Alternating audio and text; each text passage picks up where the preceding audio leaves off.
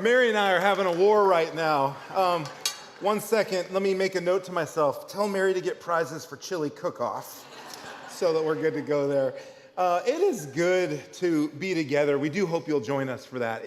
We look for these spaces where we can gather together in community. If you're newer to Eastwind, you can meet some new folks. You can get connected with your life group or get connected with people you serve with, or just get connected if you don't have either of those and enjoy good chili at the same time. So again, next week there's no 501, and then the following week the chili cook-off is right after the 501. So I'm real excited to be with you today. Yes, it's crowded. I always feel for folks who are stuck at those back doors, and thanks for your patience. This is our reality, and I want us to just figure out how to be good at this. One of the great ways to be good at this is there's like 5 empty seats up here. You don't have to share your row with anybody if you sit right up here. So just want to make that pitch for next week. And we're going to keep learning how to add more room. We're going to keep exploring what our services look like. I mean, I expect that the generosity of Jesus Christ is so abundant and so overflowing that any church should believe they will always need to make more room. And that's been our reality around here. So thankful we can be together, and thanks for your patience with all of that. Now, in 2007, there was some research that came out, marketing research, that said the average person's exposed to 5,000 ads a day. Now, this is 2007, before the iPhone had dropped, right? Before kind of the world as we know it began to change. But here's the thing. If you Google that, like how many ads a day are we exposed to, you'll see like 5,000, 3,000 to 5,000 to 7,000. But the original cited researcher is like, I don't know how many ads people are exposed to. I just kind of said that as hyperbole, and everybody took it and ran with it from then on for all of time. But what's really interesting then is some people got together and were like, well, let's take a look at how many ads you're actually exposed to in 2024, 2023, 2022. And they found, okay, if I pay attention myself, it's 300 to 1,000 ad exposures a day. And I'm not sure if it matters if it's 10,000 or it matters if it's 300. I know this. I know that the more ads we see, the more miserable we become. The more we're confronted with and exposed to the reality that our lives might just be inadequate, then we find our quality of life begin to drop. Now think about the reality of this. We are exposed to more invitation to have a better life than ever before. All day long, at least I am, I know, that I can be better looking, my family can be smarter and more capable, I can travel to better places, I can have better things. Hold on, my wife's in the room. I was saying that as what culture is telling me, not what's actually true. So what unfolds here is this. They did a longitudinal study from 1980 to 2011 of 1 million people across 27 European countries. And what they looked at was sense of quality of life compared to spending on marketing. And they found that exposing people to a lot of advertising raises their aspirations of what life should be. And it makes them feel that their current life, their current achievements, their current belongings, and their current experiences are inadequate. And so this was their takeaway. When advertisers pour money into a country, the result is diminished well-being for the people living there. Now, if you're new to Eastwind or you come week in and week out, we always do a couple questions. This time, I want you to just gut check this idea. What do you think? Turn to the person next to you and be like, yeah, actually, I feel like that's true. Now, here's what I want you to throw in the advertising bucket, though. Social media as well. Because although some of it may not be a direct advertisement, if you're looking at someone else's life and assessing yours against it, it works like marketing. Okay, so take a minute, turn to your neighbor. Do you agree with this idea? More money, more advertising, more diminishing of the quality of your experience of life. And we'll be back in 1 minute.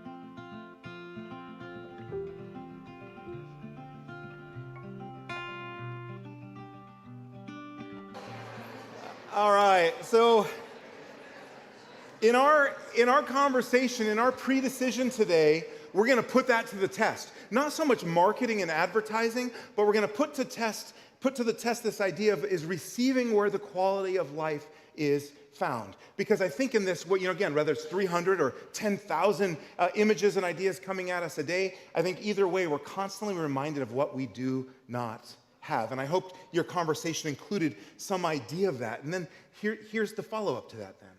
If you're constantly reminded of what you do not have, then you begin to wonder, if I have it, will I be happy?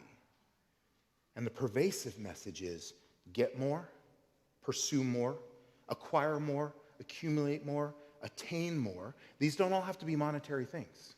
The pervasive message is that more, let's just, like as a cliche, you have the 15, the 16, and you'll be happy, right? Or if you don't have it yet, you need some sort of rigged out outdoor Subi, or if you don't know about these, Lululemon ABC joggers, right? This is, I know a guy who wears these, okay? And he's like, you're not a man if you're not in ABC joggers right now, okay? So it's in front of us all of the time. And the message is this, the message is, it's more blessed to get.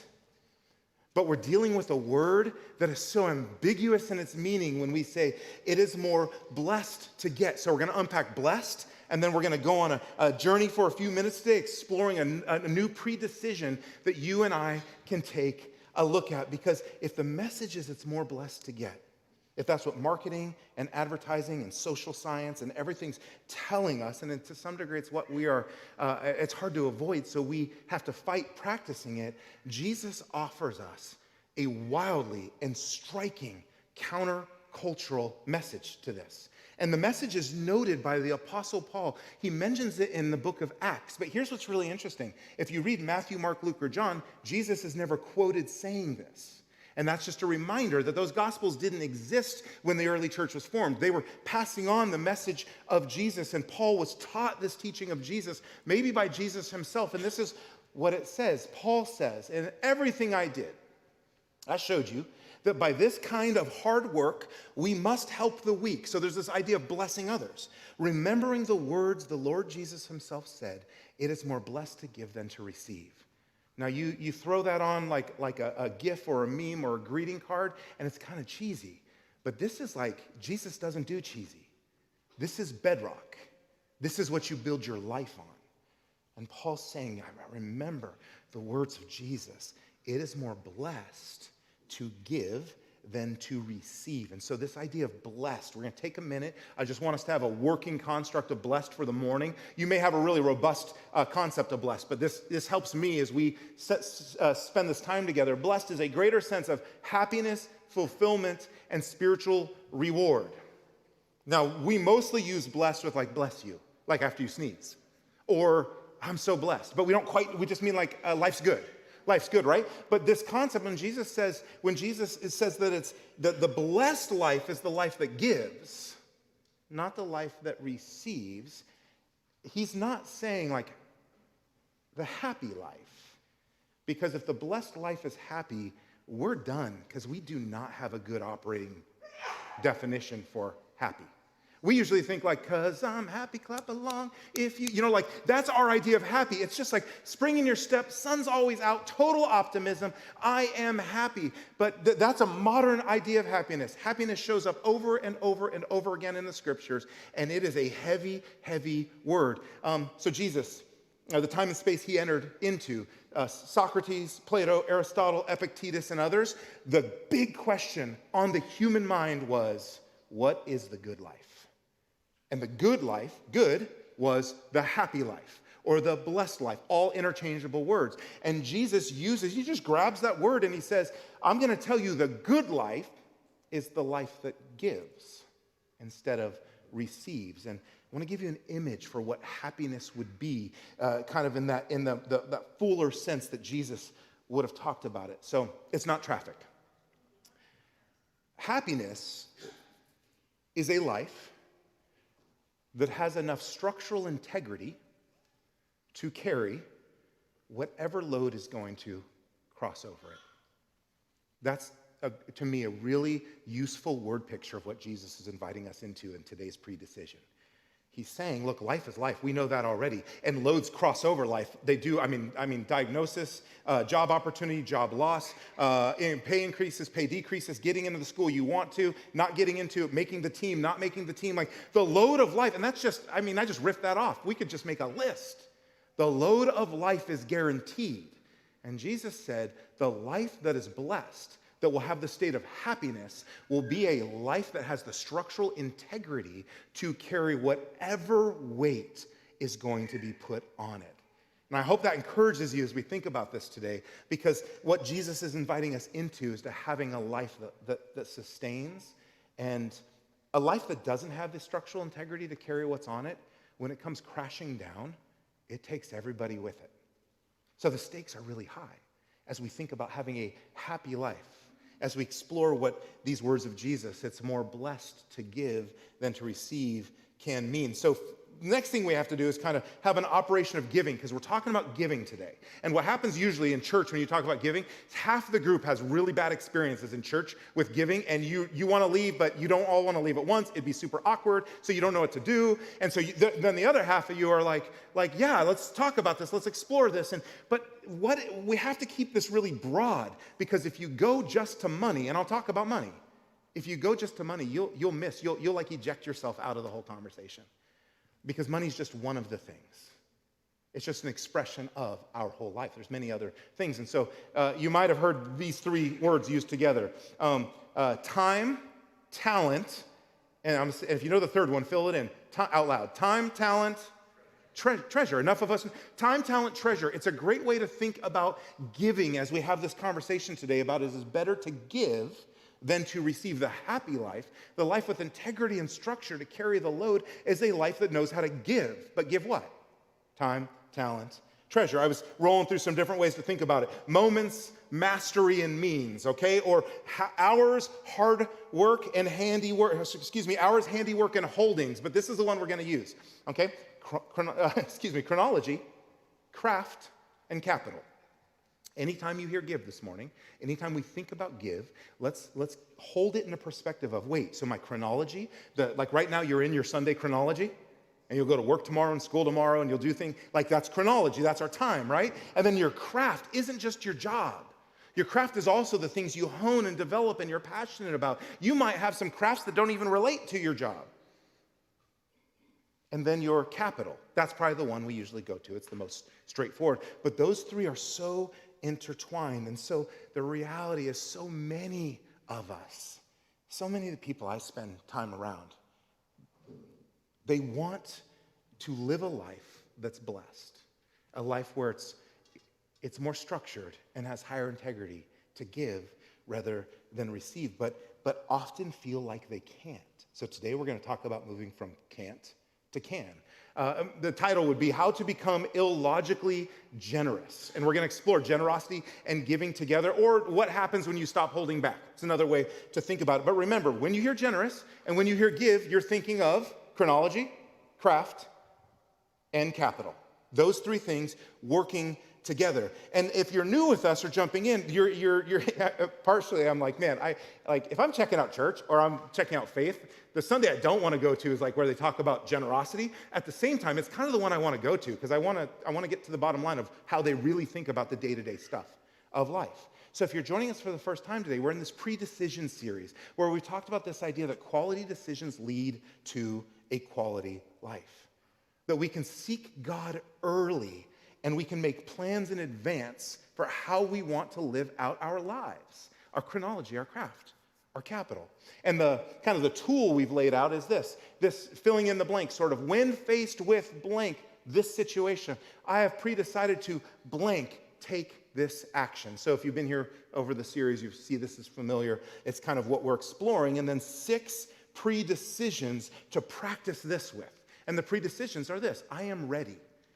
Is my life prepared for the moment that it's in? Or did I just show up? I am consistent. Dee, if you missed that message, Dee gave a great message on like the importance and the power of consistency, especially in developing like a flourishing faith. I am devoted. And then today we go, I am generous. And then the next 2 weeks, I am faithful and I am a finisher. Here's my dream for why we're having this conversation. What if we, as a community, choose ahead of time under God's leadership to turn our lives towards intentional practices and mindsets that will not only allow us to flourish, and I know we don't use that word a lot, but just like, I don't know, say it quietly, it just sounds nice in the mouth, like flourish. If you're flourishing, that's a good thing, right? Right? It's not hard, it's not soft, it's not weird like moist, it's just like flourish. That we could do some pre-deciding to practically and intentionally say, God, will you partner with me in planning my life so that I can flourish? And here's how you know you're flourishing. Your life is a gift to the people around you. It's a gift to your coworkers. It's a gift to your neighbors. It's a gift to the people in your halls of your school and your sports. Your life is a gift extending all the way out to your enemies and the people you don't know how to connect with or the people you're at odds with. But what I also know is this. We're never accidentally, illogically generous. I was thinking about this, and I was going, most of the accidental things in my life are not things I'm super proud of or that I like to do again or practice again. I was thinking, I've never really met anybody that I'm like, man, you're like my age and you're super fit. What's your strategy? And they're like, I don't know, it's an accident. Right? They're like, well, let me tell you, what are you doing at 4:30 in the morning? Right? And they start to lay out their plan. The same thing goes with your finances. I've never bumped into anybody. We're having a fascinating conversation about their calling and their passion. And I say, how did you become a business owner like that? And they go, I don't know. Just accidentally, right? You don't accidentally become things that matter. Good accidents can happen, but hedging your bets on that? So we don't, and we are never accidentally, illogically generous. And here's why I'm using the word illogically. Because generosity that's not self-serving is not necessarily lifted up as a great quality to pursue. So you're going against. Generosity that might cost you something is not necessarily a thing that you're encouraged to spend a lot of time and energy on. We do live in a time where it's like you do you and you take care of you. Okay? So with that invitation, we're never accidentally, illogically generous. I want to introduce you to Rambam, okay? Now, Rambam was a Jewish philosopher, the greatest Jewish philosopher of the Middle Ages. And what's interesting about him is he shaped charitable giving and charitable living, especially if you work in nonprofit or philanthropy. Rambam's concepts are at play there. This is actually from our Congress. There's an imprint of Rambam there. That's how influential he is in Western financial charitable thought. And he had this idea of the charitable ladder. He said, look, here's the deal. You don't accidentally live a life of charity. Okay, I'm going to just keep coming back to this because I've been human long enough to know. Every time I say charity or money or time, I'm talking about the three: chronology, craft, and capital. Well, Rambam said there's stages you go through. The first stage of any generous living is giving out of pity. Like you see a leper and you give him some coins because you don't know what else to do. And that's pretty common practice, right? You see a need, fill the need. Then he said you grow into giving willingly, but less than your capacity because you're always keeping enough of the pie for in case there's a rainy day, that type of scenario. And then he says, then it grows to giving a significant amount, but only when asked. And he goes on and on and on. Here's the beautiful thing about his framework. His framework ends with, but the real life is lived when you become a generous person with legacy, which means after you die, your chronology, your craft, and your capital keep creating good for people. The way you lived your life impacts people when you're no longer there to live it. So he gave us a modified version that would be called the generosity ladder. And some of you have seen this if you give to nonprofits or you show up, but it's really worth looking at and thinking about. There's nothing accidental on a generosity ladder. It's a ladder. You have to climb it rung by rung by rung. And so you start as an initial giver. And then you work your way and you go, okay, I'm an initial giver. Now I'm going to consistently give. Chronology, craft, capital. I'm going to consistently give. Then I'm going to become really intentional. I'm going to think about what I do with my time, what I do with my skills and talents, and what I do with my money. And then I'm going to become sacrificial because I realize that what I have doesn't belong to me anyways, that I'm a steward or a manager of it. And I want to bless others with my life. And then the legacy piece comes in. And what Rambam was getting at was this idea that, or confronting, I should say, was this idea that if you want to be generous, you have to have more. Do you relate with that at all? So I don't know if it's just like kids who grew up in poverty. So I grew up in poverty. It was always like, when I have more, then I can be generous. But then I met some people who didn't grow up in poverty, and they kind of had the same mindset. Just a little more time, a little more ability, a little more resource, and then I can be generous. And the struggle we run into is that generosity isn't about having or not having. Generosity is about your heart. Because if it's about having or not having, then it's just a construct of our culture and our economy and where you happen to be born and who your parents happen to be and did you get the right job and on and on and on. But it's not about having or not having. It's about the heart. I knew a really poor person who was stingy. And that was me as a kid and as a teen. I was so afraid of not having that I held on so tight to everything. So you can be poor and you can be really tight-fisted. And I've known some people who have very little and they are so wildly generous. They don't see it as a restriction. They just see whatever they have, they say, this is a gift that God has given me. Whatever craft I have, whatever chronology I have. And I have known some wealthy people who are incredibly generous, way beyond whatever standards and percentages you would think they should be. And I've known some wealthy people who are really, really stingy. So having is not the metric for generosity. Heart is the metric for generosity. And so if we want to learn to grow to be generous, then we don't want to wait until later. Because I'll give you a parable just a snapshot of a parable Jesus told about this. So this is it's just such a powerful parable, especially I think for today. It's about a farmer, a landowner, and he had incredible harvest, right? His stock was coming in, it was maturing, and all it had done is gone up and to the right. And he's like, I need more bank accounts. I need more. But his was grain. That's kind of what he operated in. So instead of being in the place where he's like, wow, my life is blown up in a good way, everything's working. Instead of saying, you know what? I'm going to help out my neighbors like never before. I'm going to share my grain with everyone who doesn't have any grain. This is what he said. And he said to himself, I know. I'll tear down my barns and I'll build bigger ones.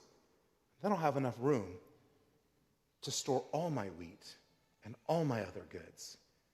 And this is one of these parables that reminds me that Jesus is eternal because he totally got the modern world. The challenges of being human today, of your faith in your life being choked out by everything around you. So here's this fictitious landowner who says, instead of I'll share my surplus, he says, I'll store my surplus. And then he gives us what I think is the first description of retirement in antiquity. It's not to dig on you if you're going into retirement or you're retired. Just check out what this guy says. And I'll sit back and say to myself, my friend, you have enough stored away for years to come. Now, take it easy. Eat, drink, and be merry.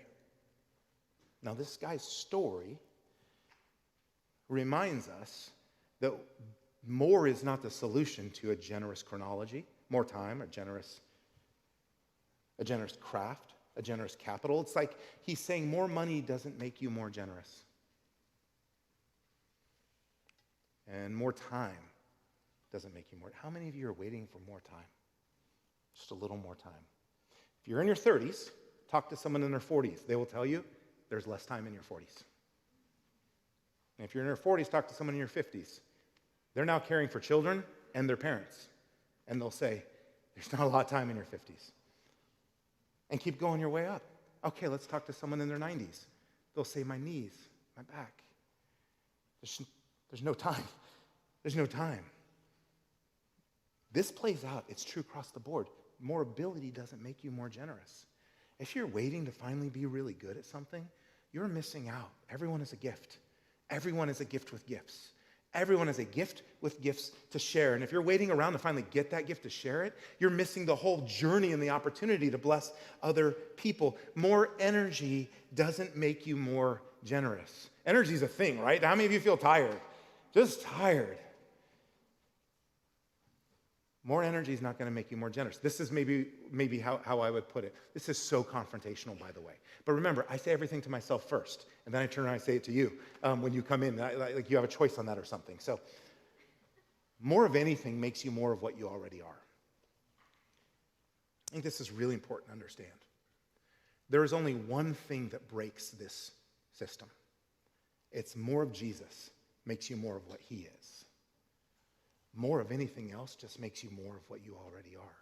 I learned that myself when it comes to time, when it comes to my capital, when it came to my craft. The more money I got, the more I was like, what if I don't have any money? I just wanted to hold it tighter. The more time I had, the more I felt like I needed more time for me. The more ability that I thought I had, the more I felt like I just didn't quite have enough. More of anything just makes you more of what you already are. So more of anything just reveals who you are. And if you want to be generous when you have more, then here's the invitation. Then be generous when you have less. And so here's a couple qualities of generous people. You can be anywhere in the craft chronology capital spectrum, and you can practice these. The first is this: generous people plan to be generous. So often, right, we think of generosity as like we have this great program. When you leave church today, you'll see these bags hanging by the door. Those are called Good Samaritan bags. Grabbing one of those bags is a plan to run into one of our unhoused neighbors in the street and say, hey, stay warm and here's some things for you this week. It's a plan. Now, it's not the solution to the problem, but it's a plan. So that's a really easy, low-hanging fruit right there. Generous people plan to be generous. And so often generosity gets confused for giving. And it looks like this. We're in line at the drive-thru, and there's a car behind us. We're like, I'm going to pay it forward. So we give them like an extra 20, and we say, hey, pay for that person behind me. And we're like, yeah, I gave. I did something really good. And that's kind of our approach. Or we see, if you shop at Costco, like I may or may not do, and there's this lady on the corner almost every time you leave on the gas station side. She has a little fishing net, and she's there all the time. She has a story, you know, that you can find out what that story is, but you're always like, okay, I don't know, I gave to her last week. Should I give to her this week? What's her need? Is her need real? Where does she live? Don't you start rolling through all the questions? How legitimate is this need? But the problem with that is most of us, our giving strategy is see a need and fill it. See a need and give it. And in order to really get motivated, we need a sad story. So basically, this is the soundtrack to a life of giving. Right? Sarah McLachlan on the guitar, a bunch of puppies that need to be adopted. And all of a sudden, we have dogs. We didn't want more dogs. But this song makes us buy more dogs. Sorry, adopt more dogs. Because we are motivated by the need. We need to be inspired and motivated, but the problem is you can give and not be generous. You can give a lot of your chronology, of your craft, and of your capital, and you can be a cold-hearted person. You might just do it for tax benefits. You can give and not be generous, but you cannot be generous and not give. And that's why I think generous is such a powerful opportunity, because Jesus said it's more blessed, the happier life, the more structured life, is a life that is generous instead of a life that receives. Because generous people don't need to be inspired. They have a plan. They've thought through it. They've looked at their chronology, their craft, and their capital. And they've said, how am I going to live my life in such a way? What's it going to look like? This is how the prophet Isaiah described it to the people of Israel. He said, generous people plan to do what is generous, and they stand firm in their generosity. Generous shows up 3 times in this little short sentence. Generous people plan to do what is generous. They stand firm in their generosity. Chronology, craft, capital. They stand firm. They don't wait for more. They don't have excuses. Giving is not what they do. It's who they are. You see it right there. This is what they do. They're a generous person. And so they stand firm in this generosity because they have a plan to do what is generous. And most of us know how to make plans, especially when it comes to purchasing certain things. So if we go to the money side, or we can go to the time side with like a degree or a certification or an opportunity, a skill. We know how to map that out. Sign up for the course, do the work, show up for the class, take the assessment. We know how to purchase. We go, I want this thing. I'm going to research which one is best. Once I find out which one is best, I'm going to see if there's any deals. I might even set a few deal notifications. I'm going to download Honey if I don't already have it on my Chrome toolbar, and it's going to look for discounts for me. None of this is wrong, but we know how to plan. But generous people don't plan to consume. That's where the difference is. They plan to give. And there's a reason why we're going to get to it in a minute. How can you plan to give? Okay? Because here's the bottom line for me. I don't look at Eastwind's year and go, boy, a couple times I got to give a money talk. All right? What we want is to be a healthy community. Healthy communities are made up of healthy people, and healthy communities make healthy cities. So we want to be a healthy community, and generosity is part of that. So if you're not a follower of Christ, or this conversation is just bad taste in your mouth, then do this. Just consider it somewhere else than here. In your life, where can you be generous? Where's God calling you with your capital and your chronology and your craft to live in such a way that it's more blessed to receive than give? And if this is your church family, this is the natural conversation for us, because these are the words of Jesus inviting us into what our life looks like. So we know how to plan for consumption, but the power comes when we plan to give strategically, prayerfully, designing our lives around generosity. Now, some of you might go, yes, but I'm not a planner. The good news is not planning is still a plan. Emily and I went to this church when we were first married. It was like 3 hours long on a Sunday. All right, so we're trying to get there eventually, but we're not there yet. But it's 3 hours long on a Sunday. That's not really going to happen. It's 3 hours long on a Sunday, and the pastor one day goes, hey, I have to be honest with you. We have a plan. Our plan is to always go long.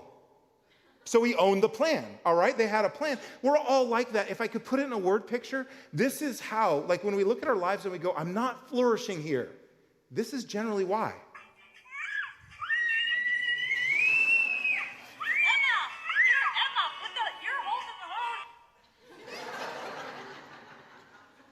We're holding the hose. It's our own choices and decisions and priorities, and our priorities all are inverted, and we're thrashing, and we're trying to get it to stop. And Jesus says, well, let me help you. It is more blessed to give than receive. And so I want to give you two paradigms to think about. One is this. So I'm going to just make an assumption right now that the most useful way to think about our lives is that God is the center and supplier of all things in our lives. Now, if you're not there, just hang with me, though, because that's where I'm going to take this conversation right now. God supplies, and here's the general human strategy with chronology, with craft, okay, with capital. Okay, so God supplies, we spend our time, we spend our skill, we spend our money, but we're kind of spending it in such a way that it's just coming up short because we are finite and limited after all. And then we feel like we have a lack of margin. And that's when we start to say, if I just had more, then I would. That's a lack of margin statement. And then we worry more. This is the human experience. The county I moved from, someone in here sent me this note. The county that I moved from just basically listed isolation and loneliness as an epidemic that has to be addressed by all the social institutions, right? They don't know what to do, so they're like, people are struggling. But that loneliness, my contention is some of that loneliness can trace itself all the way back to what kind of system we live in, how we view the world. Do we view the world as ours to create, ours to keep, ours to spend, ours to construct? Or do we see ourselves as the generous recipients of life from God? Not only the generous recipients of life, like breath in our lungs, but the generous recipients of all things in life. And if you go, hold on, God's generous? Well, it's the Easter story. It's the Christmas story. For God so loved the world, he gave his one and only son. He gave, it's more blessed to give. Then he gave his one and only son that whoever would believe in him wouldn't perish but would find eternal life. And that's a very different idea than this idea.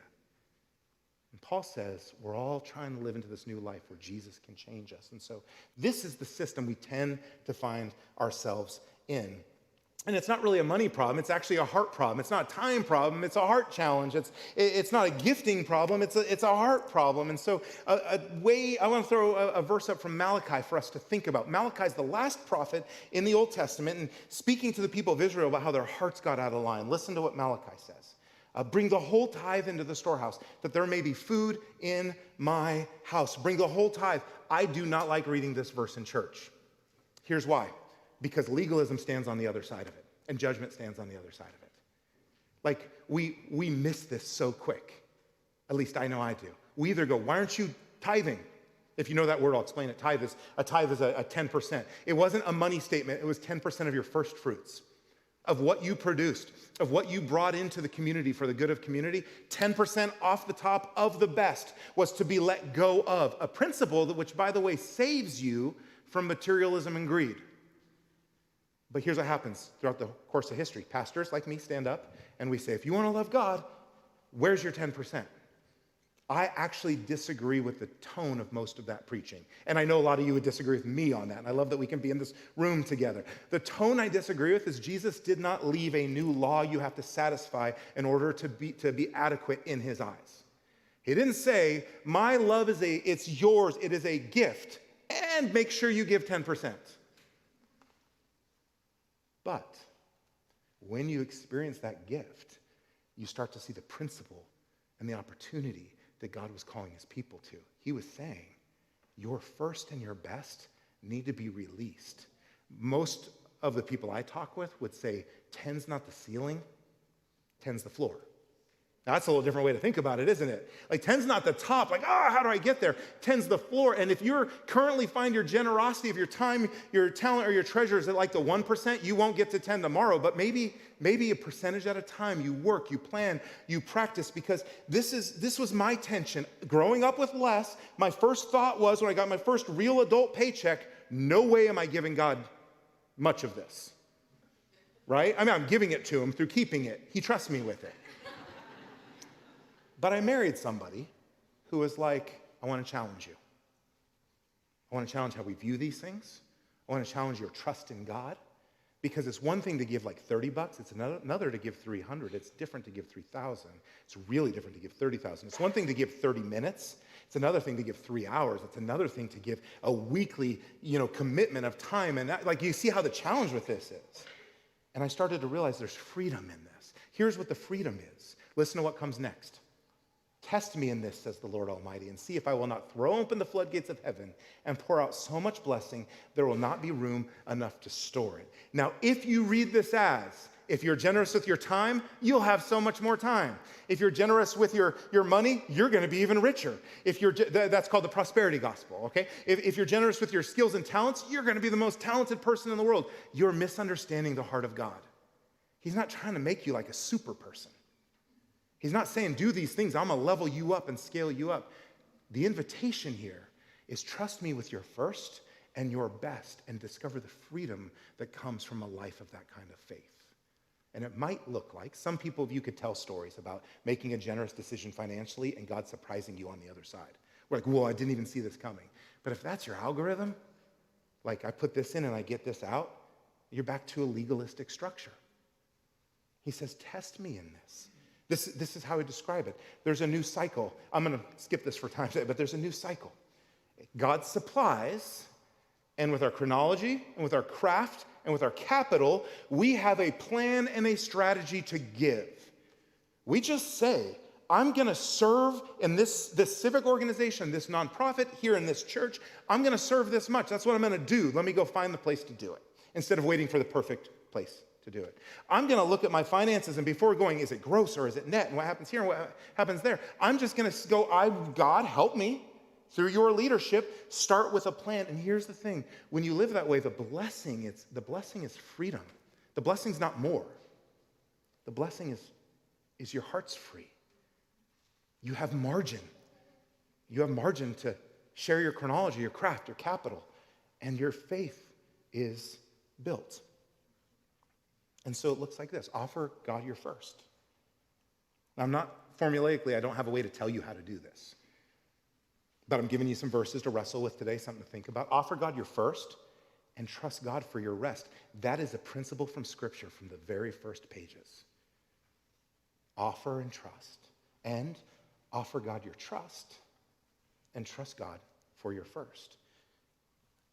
Now, to Rambam, the way he shaped that up is he said, it looks like an intentional, strategic climbing of a practice with your chronology, your craft, and your time. And it might be an extra 30 minutes a month. It might be stepping in and tutoring or mentoring someone in your skill or your craft. It might be taking a hobby or a passion of yours and saying, I have this thing and I want to use this to bless others. Because generous people plan to be generous. In the life of our community, so let's have an Eastwind moment here real quick. Some Sundays, there's like 170 junior hires and under here at this building. Now, if you felt like it was a little crowded when you walked in, you're like, oh, it's crowded here right now. Try being in a junior high room with 40 junior hires. That's like quite small. But you're like, or maybe you love junior hires, and you're like, that's easy. Try being in a preschool room with 20 preschoolers. That's a third the size of that junior high room. God is blessing us with, you represent that. God is blessing us with people who are saying, I want to be in this community. I want to experience Jesus. I want to explore, grow in my faith. I want to deepen who I am in Christ. And I take up a seat. I take up a room. So in that reality, I want to give you a pitch right now. Generous living. I look through this room. I don't specifically see people who I'm thinking of, but I go, there's at least 20 or 30 people in this room who could and should be serving students and kids because you had somebody in your life when you needed them the most. And it's made all the difference for you. And now here's an opportunity for you to be who you wish you had or who you had when you were in 5th grade. But the reason we don't do it, here's like the challenge. You think about something like this, which is easy as meeting with Carissa, Dee, or Katie and saying, tell me more about how I can use my chronology and my craft to bless a 6th grader or a 9th grader or a preschooler, and having that conversation. But we immediately go to places like this.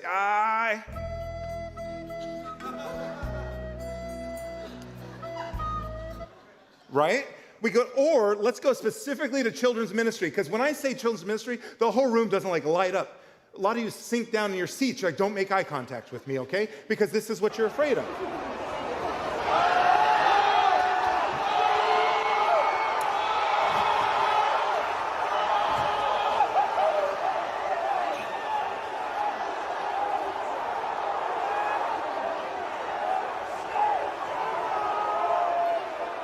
That's actual live stream of the portable right now. All right? Here's the thing. There is not a time or a moment in the history of the church, the body of Christ, body being the operative word, where the many, many, many generously gifted people who God has called together did not share their chronology, their craft, and their capital to build a story of legacy and future. It just doesn't. We had our Easties, which is our big volunteer celebration on Thursday. It's kind of a volunteer roast. We make fun of our volunteers, but it's our one time we get to do that a year. But a lot of you were there, and if you missed it, I'm sorry you missed it. You got to catch next year. But the heart behind the Easties was to look out at this room and say, you all are the body who generously gives your chronology, your craft, and your capital to make space from coffee to greeting to serving out in the city to kids to students to behind the scenes to setting here to singing, all the stuff people do.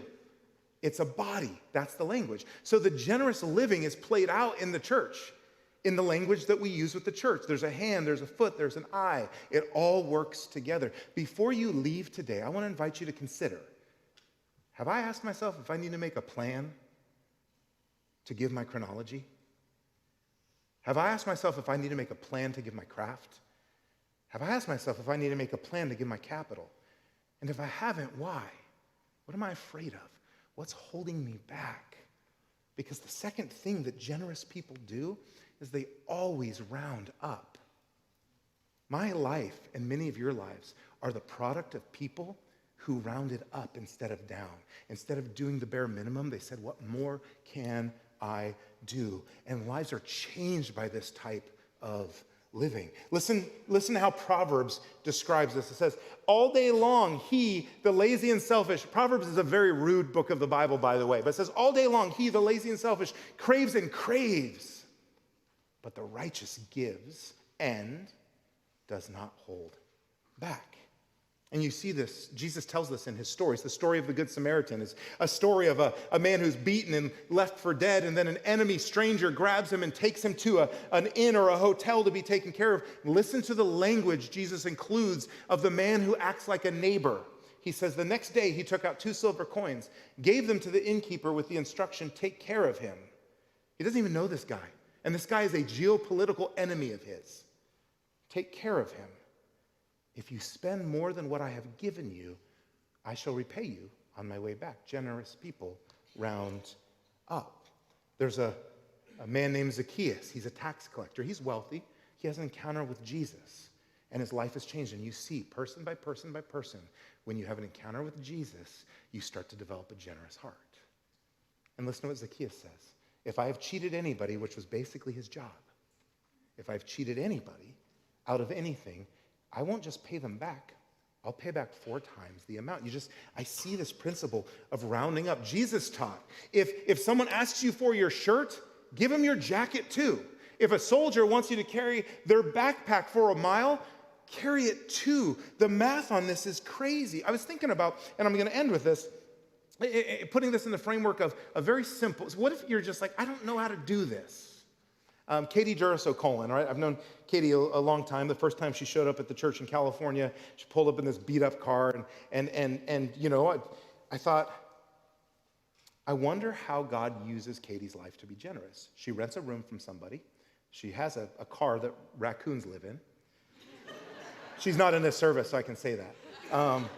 She has nothing. She has very, very, very little. This is what Katie did in her own life. She said, God, I'm going to give you supply everything. You supplied my car. So will you please use my car generously to bless other people? And she started to find that as she would drive a friend to work or pick up someone or grab a hitchhiker, not the best idea I thought for her in the world, but as she started to do these things, the conversations about God and faith and life and the tears that were shared. And so I bring it back to that kind of finite picture to say it's not just write a check, sign up for a thing, do a thing. It is ask God to partner with you in your chronology, in your craft, in your capital. And he'll take a beat up car and he'll fill it with people and they will have an encounter that they need to have with Jesus because you drove them somewhere. Chronology, craft, and capital. When you leave today, right to the left is a group called Summer in the USA. Last summer, about a dozen of us welcomed students from the Basque community, high school students, to come live with us in July. These students don't know Jesus, and they're here for a language immersion, and it's a chance. And I was open with this church. I was like, I do not want to host a student. It's going to mess up my summer. I got things I wanted. I'm some tag along with me everywhere I go. That was how I felt about it. I'm not exaggerating. I'm under-exaggerating. And then, but we made a plan. With the help of my wife, you'll notice a key here. Emily's like the key to all this. We made a plan, and this student came and stayed with us.